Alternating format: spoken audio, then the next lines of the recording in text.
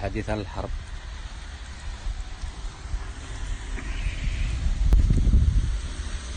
ربي يحفظك ولد عمي.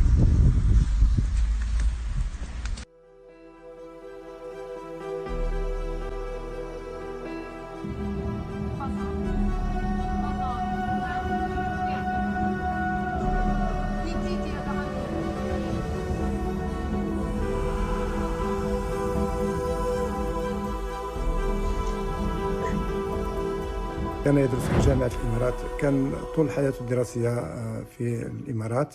بعد حصوله على الثانوية العامة دخل إلى كلية القانون في جامعة الإمارات العربية المتحدة، وبعد سنة انتقل إلى جامعة خاركيف لدراسة هندسة الطيران، وتخرج فيها قبل شهرين تقريبا.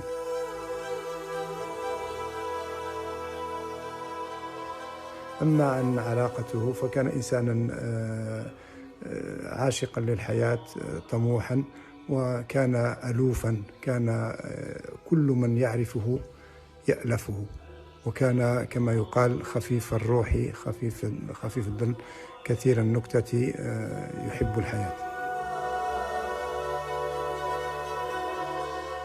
كنا نعرف أخباره أول بأول، وكان آخر اتصال بي قبل 4 ساعات تقريبا، وكان هو وأصدقائه يخططون من أجل ترك هذه المدينة إلى مدينة ليفيف ومنها إلى بولونيا، ولكن القدر عجله.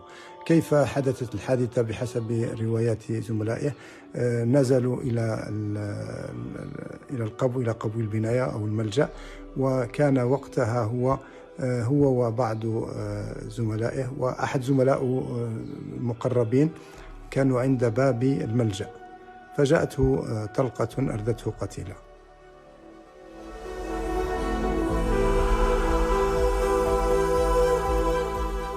بالفعل عبد المنعم لم نره منذ أكثر من 2 سنين فيما أحسب، وأنهى دراسته قبل شهرين، وكان بصدد استخراج الشهادة وتصديقها، وكان بدأ في إجراءات إخلاء براءات الذمة وإلغاء الإقامة، استعدادا للتنقل أو العودة إلى الإمارات أو إلى